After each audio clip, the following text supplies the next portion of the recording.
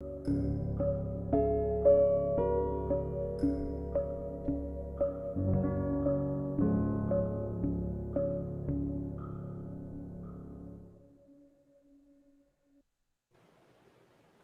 what's up, everybody? Thank you so much for tuning in today. Today, I'm going to be talking with John Kumley, and him and I are going to be talking about something that's really important with your idea of securing your remote workers, and that's why you need zero trust. If you guys have a question or a comment during this live stream, you can leave it on whatever social media you're watching on, and we should get it here and be able to respond if you have a question. And we also really want to encourage you and appreciate it if you would hit that like button and then also share us on your social media. But before we get into the content, I want to introduce John. John, how's everything going today? Everything is going well over here in Salem, Oregon. It's kind of warm, just starting to heat up a little bit. We're going to have a really hot week. It's exciting times over here. Yikes. So you guys have been having that heat wave for like a month, right? Pretty much. Honestly, Oregon has had some of the hottest temperatures, I think, on record. And this is going to be another one of those record weeks with the heat. It's crazy.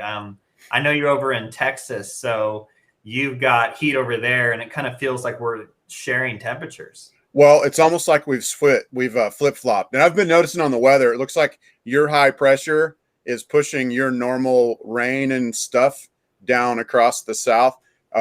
So yeah, we've had a really mild summer. It's actually been pretty awesome. I don't even know that it's hit 100 degrees, except maybe like one time. So anyway, man, it's good to be here today. And today we're going to talk about with our audience. We're going to talk about something that's very important, and this is zero trust. And it may be a new concept. It may be something that you've never heard of before. But the whole idea behind zero trust is a very important aspect of securing your workers. So why do we need zero trust, John? What's the big deal? Well, honestly, I think really with zero trust was originated by a guy named John Kindervag, and he just felt that the model of security was out of date. The traditional model was, hey, we can trust everyone as long as they're here. We know everyone is who they say they are. And he says that assumption is wrong, especially with people working from home and things like that. We need to know what the people are who they say they are.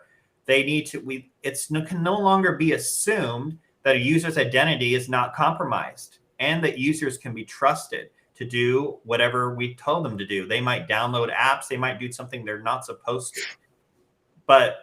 And that kind of just, creates this need for to not trust users with everything. And that's where zero trust kind of came from.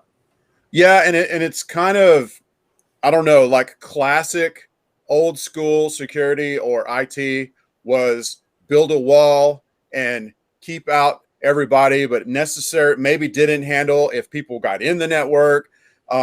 Also, it talked about, reducing your attack surface. And this whole idea of zero trust is more like defining the surface that you want to protect and then go about protecting it. It doesn't mean that like you throw out old security 100%, but at the same time, it's a better way to define what's going on and a better way for us as cybersecurity professionals to protect your stuff. So I think we're going to start off with the basic like assumptions of zero trust. Do you want to kind of explain what that is a little bit? So with the zero trust model, I believe there's 3 pillars or assumptions that we need to do. There's a lot that we can say about this, but we've kind of combined it into 3. So, and the first one really is you need to verify explicitly. Now, what does that mean? We need to verify the person's identity. We need to know who the user is and make sure it's them. There's a number of ways we do that. There's 2-factor authentication. There's biometric fingerprints, things like that. We have to basically verify the person who they say they are, and more ways are coming to do that. Right. And I think there's also an aspect of verifying other things involved, like, and I know we're going to get into this in a little bit, but other things involved, like, you know, the specific device, the specific application. It's just this whole idea of, you know, you're not just going to assume that something that's coming along asking for some resource, wanting to do something in your network, is, you don't want to assume anything, but we're going to just verify. We're going to verify. Um, the next section, or the next pillar, is to apply least privilege access. So the way to kind of understand this is basically it's whitelist only is what it really boils down to. Like things that aren't explicitly verified, then they're just cut out, or they have like a minimal access. You know, maybe they have to be connected to the internet, so you know their antivirus software can stay up to date, or you know they got to verify the time servers and things like that. But like everything that's not explicitly needed, you basically say we're not going to allow access. You know, it's basically a white list only. So that's what least privileged access means.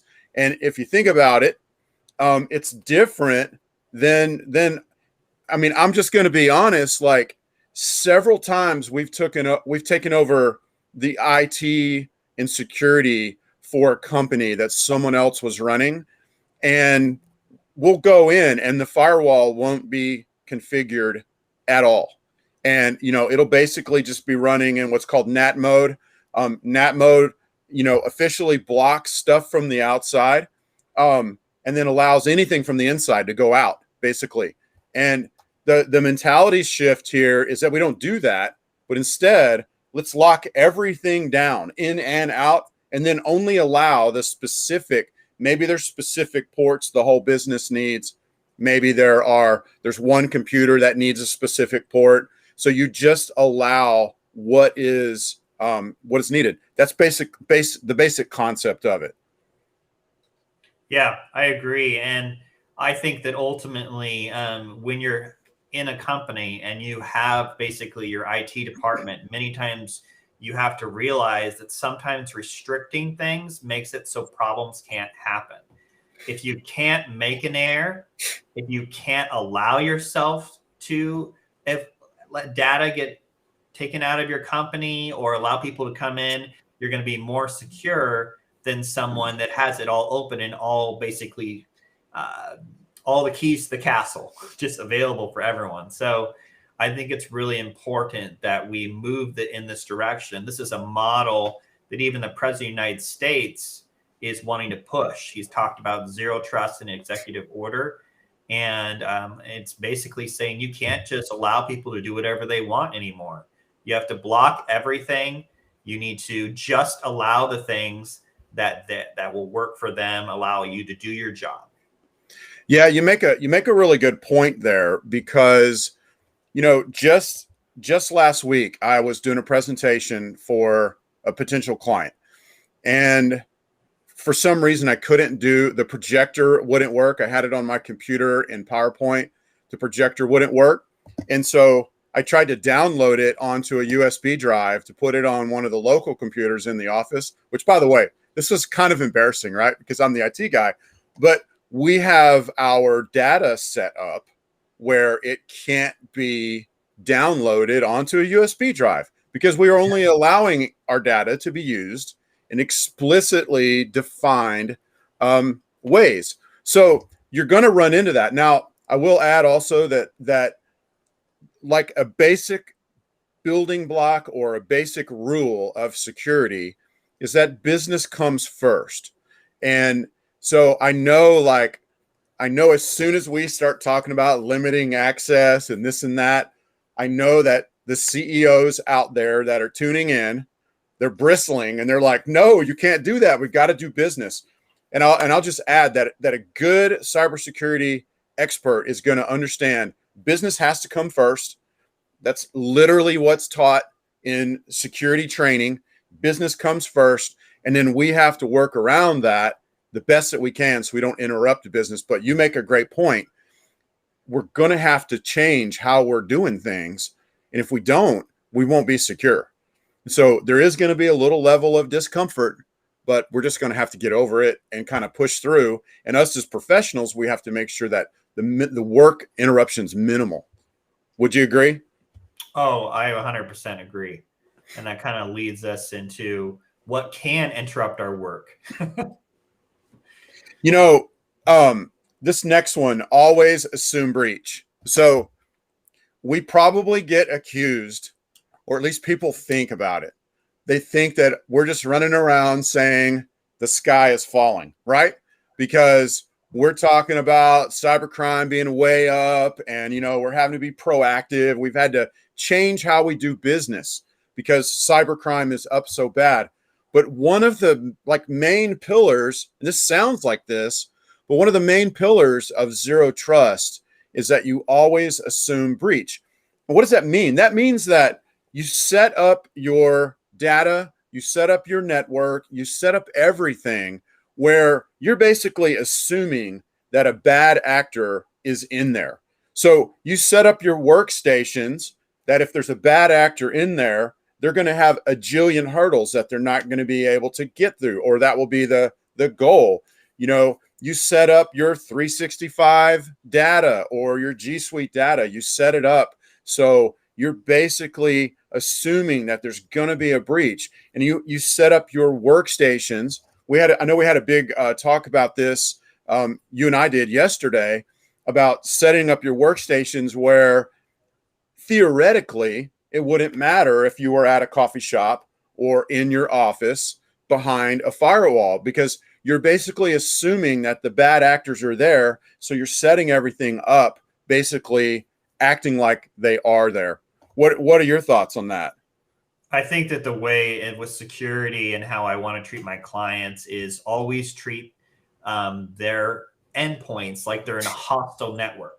It is wherever they are, even at their office, at their home, anywhere, that is where they're all going to be unsafe. And we have to build firewall security around that so that if they have to suddenly go work from home, that they're ready to do that. I mean, we have to have advanced firewalls to make that happen on the endpoint itself, instead of, these big firewalls somewhere in the big corporate server room. So with that, I mean, ultimately, if you're always assuming something bad could happen, you're going to have the best level of security. I think it's really important. A part of this also is running fire drills on this stuff. Mm-hmm. Test your firewalls, test your stuff. Make sure that if a breach happens, that you're going to be prepared. Try to breach your own stuff. I mean, it's all important to this whole model. And I will add that for some people, this is a literal mind shift. And if you're a security professional and you're more trusting by nature, I mean, my personal default is I start with trust with people, and and then they can ruin that. You know what I mean? Some people are they're zero trust with their relationships until you prove it, right? But if that's you, you've got to go into this with potentially a different mindset, where you get a notification. So we have all of our stuff set up to give us notifications. We have insight into so much. We get a notification, you got to go in there with your ears perked up and your radar on, and you got to be assuming that there is somebody in the network, even if it turns out that there's not. You don't want to just go, oh, that's the 12th notification that we got this week, no big deal. You have to have a with your attitude, I guess is what I'm trying to say, is you're going to have a zero trust attitude towards everything in as far as security is concerned. So another thing, just kind of to remember, I mean, back in the day, and some people still do it. Do you remember how you would go into My Network Places and find all those computers that you would locally network and share files with one another? Yeah. Well, one of the reasons why we need to have zero trust, if you get hacked, what if that virus spreads out to all these computers that now you can communicate back and forth with? Right. So with zero trust, you need to eliminate those connections, only connect to the things that you're supposed to, which is usually a server or the cloud or whatever applications you need to get to. So LAN parties, the day of LAN parties are over, including sharing files. So zero trust just is the direction of the future.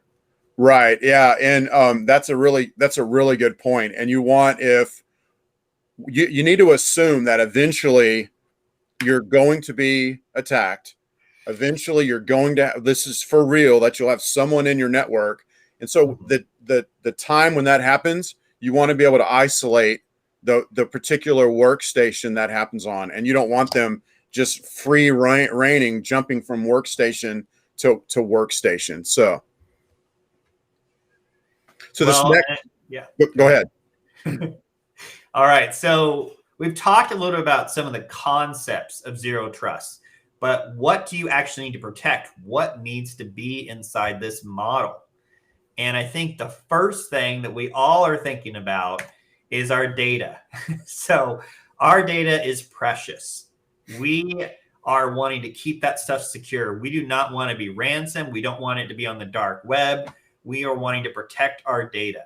We need to make sure our data, that no one can access our data except the people that we explicitly allow, and that we make it difficult for our data to leave our country. Our country, our company. And you country. talked a little bit about that. Yeah, that too, really. You talked a little bit about putting in a flash drive. So that's one example that someone might be able to come to your computer, plug in a flash drive, and take data off. We need to make sure that people can't do that. Employees can't take that home, and someone gets mixed up a flash drive or something like that. We have to protect our data. We have to encrypt our data, and we need to make sure that there is nothing connected to our data except the things we explicitly allow. Couple of points here, or a couple comments. One, so the data that needs to be protected, this is an important question that the stakeholders of a company, that might be like the sole owner, it might be the board, it might be the C-level people, but those people need to have a consultation with their cybersecurity professional, and they need to determine what data needs to be protected. That's a huge, important conversation that has to happen, along with determining like how long can you afford to be down? What does it cost to be down? What does it cost per hour, per day? Like, you've got to figure, that's part of basically figuring out your risk. And this whole idea of determining what data has to be protected is huge, important. And then also, I just wanted to point out, notice that we're talking about what specifically do we need to protect, as opposed to what I mentioned a little while ago, having an attack surface and trying to reduce it. Like, that's classic, like IT, classic security. We still think about that. We still consider that. But now what we're talking about is the surface, the protect surface, what we want to protect. So the data is huge, important. And then the next one is your applications. Your applications that need to be protected. So it's from a standpoint of, not like you're like putting your arms around your applications and protecting them, but you're going to determine what applications do I need. And then we're going to like not have other applications. So if somebody wants to download some tool, or they want to install this or that, they would have to get permission for it. They wouldn't just be allowed to do that. What are your thoughts on that? I think that businesses should have an application policy. They should be, when you get into an organization, you need to figure out what computer programs you need to be able to do your job effectively, and stop letting your employees decide which ones they want to use. Some of these programs may not be patched well. They may not be, they may have security risks. They may be from parties that put in viruses that can infiltrate your machine. So it's really important that you have as you said, kind of a white list of applications and programs that you allow in your company. And I think good policies put that into place. Yeah. And I think it was yesterday, I don't know, this has been a crazy week. Came off of vacation last week, but I'm pretty sure just yesterday I read that a large percentage, it was more than half of all remote workers, they admit to like just basically closing their eyes and putting on blinders and like installing something they know they shouldn't, clicking on an email they know they shouldn't. You know, they're not thinking bad thoughts and they're not trying to bring down the whole company, but they're literally just kind of like going, la, la, la, la, la, I'm going to install this little tool. Or la, la, la, la, la, I'm going to go ahead and click on this email because it's catching my attention. So anyway, you know, that kind of on a tangent there, but this whole idea of just basically whitelisting your applications. The next section that we need to consider are assets.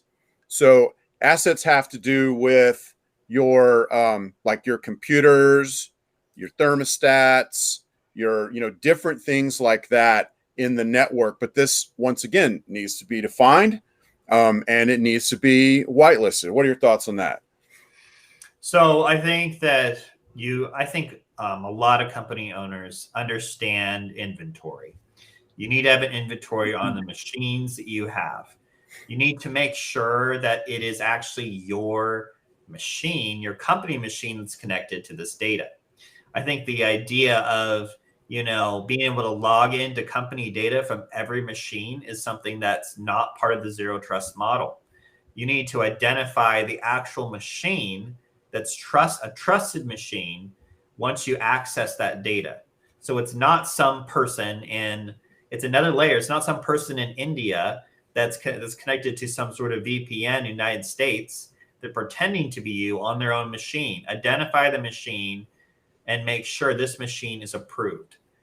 There's a lot of tools that make that happen. I know Azure is one of the ones that we use to create this zero trust model for that. So, but yes. And then also, if you are doing that, you can basically then just limit it to a certain amount of devices. And then going back kind of to number one, one of the things I like about 365 is they treat the data like it's in a breached situation. So the data is encrypted and walled off. I wouldn't just go around all willy-nilly like that, but I know, like, if you have Intune and you have it set up that your data is kept separate, like on a BYOD device. That's bring your own device, because a lot of companies allow that.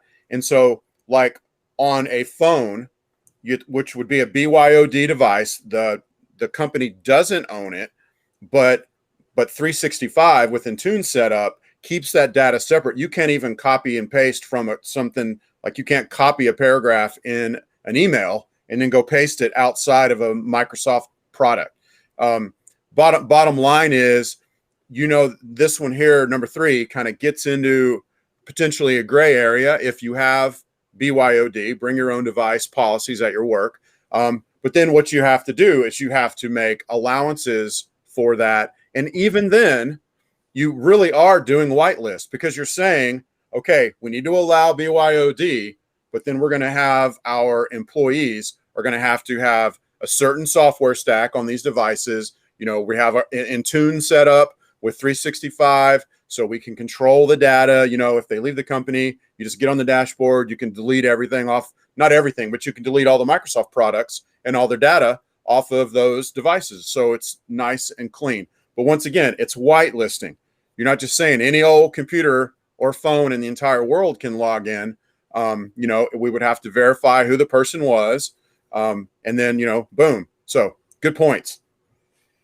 Yeah, I agree. Definitely. You should be with your company creating a bring your own device policy that has the zero trust architecture in it. So I think that that's really important. Awesome. So our next section, what is this? What is services? Well, services are going to be things. Why don't you get it? Yeah.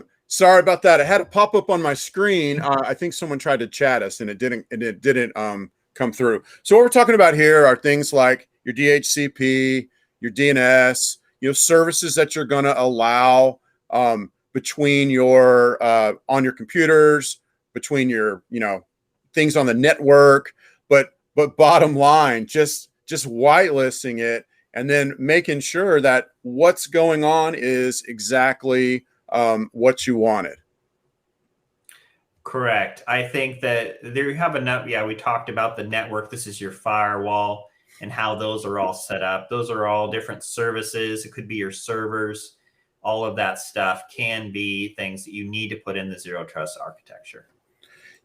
We talked about you actually brought it up last week, talking about when you're at a coffee shop, some people use a hotspot, some people use a VPN. So like a VPN, like that's definitely, a service that needs to be controlled. And, if you're going to allow it, needs to be locked down. And, you don't want just anybody in your company connecting to the VPN, unless they have a specific need. That's just one example, of just changing the mentality of, okay, everything's off the table. And what do we have to bring back as far as services? What do we bring back as far as assets? What do we bring back as far as applications? Bottom line, just like limiting that protect service to exactly what needs to be protected, and then just not allowing the rest of it to happen as much as possible. I agree. So how can, go ahead. No, go ahead. How can you get started? So I think the first thing that you need to think about is, what are your risks of your organization? How much risk do you have? Have a cybersecurity risk review with your IT provider, or ask one of us to help you with it.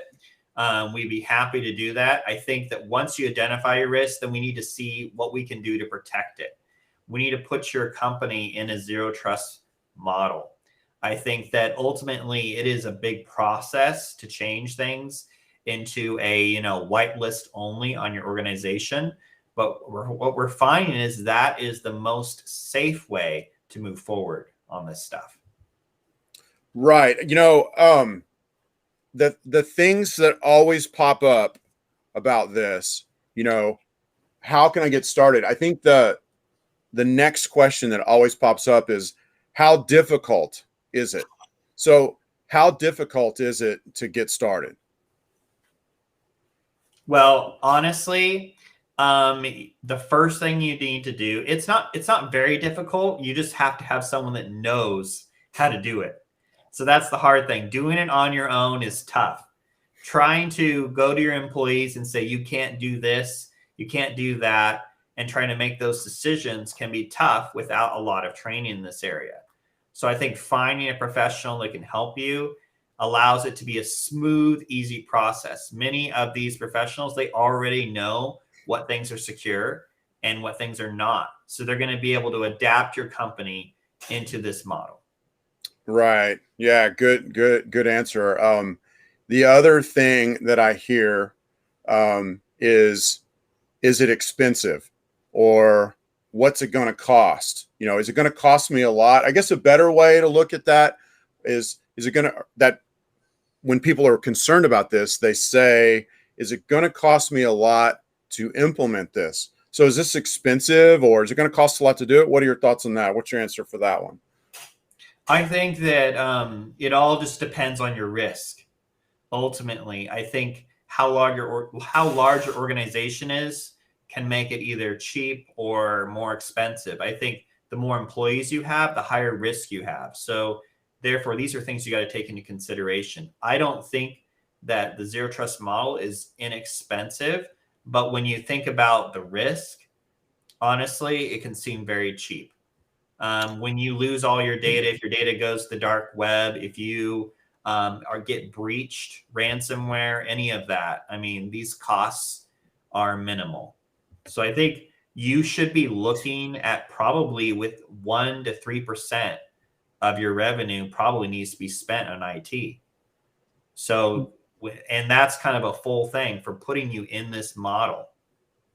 Yeah, exactly. I read a survey recently, not necessarily a survey, but basically a market where they went through the market, did research, and they were saying in this research, they were saying that going forward, businesses should expect to spend. They said a minimum of about 3,000 per employee per year, so 200 plus 250, and that was on top of your existing IT that you're already spending for your IT. So that wouldn't include like your hardware and things like that.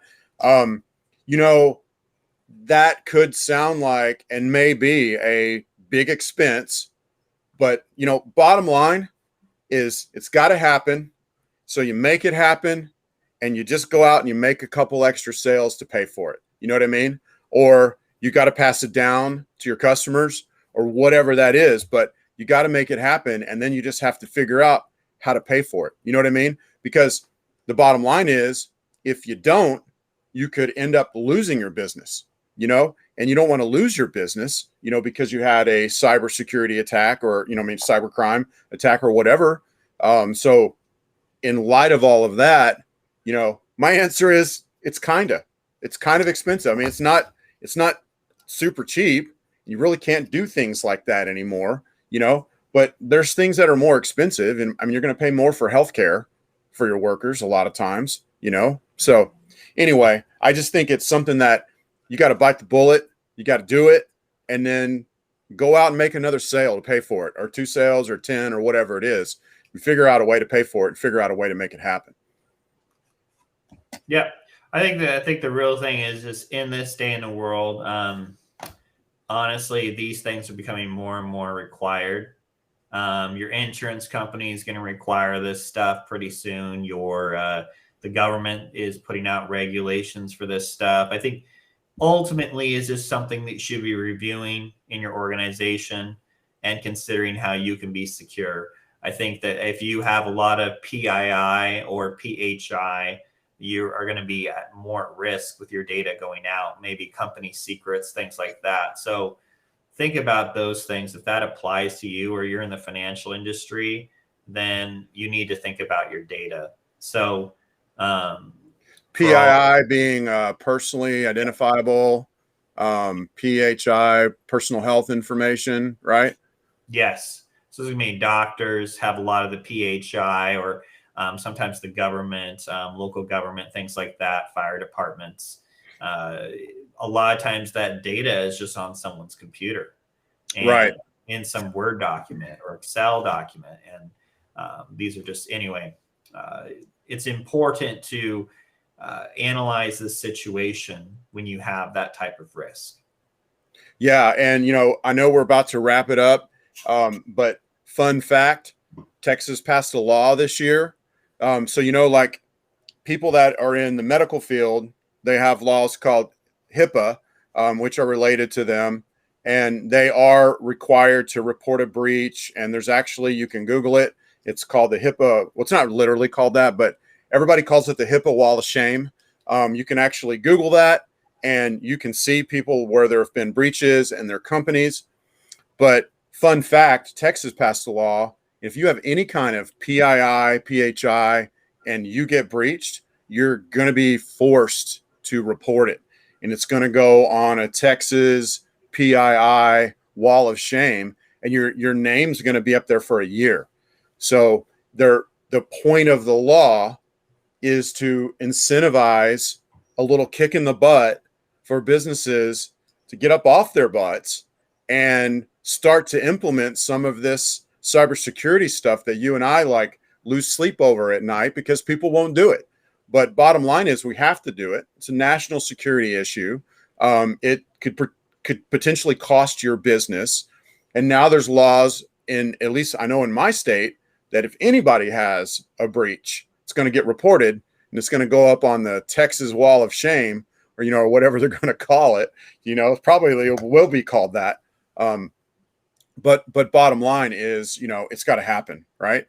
Yep, Oregon's the same way on their, reporting requirements for a breach. It's by law, and we have a HIPAA wall of shame for people that didn't, or I Hmm. should say, the people that got breached. So Hmm. it's definitely a big consideration. I'm sure that everyone in the news has seen how cybersecurity has grown, and I think that Randy and I are just here to say, hey, we've got answers and some solutions for you, and we'd love to help educate you and talk about your risk.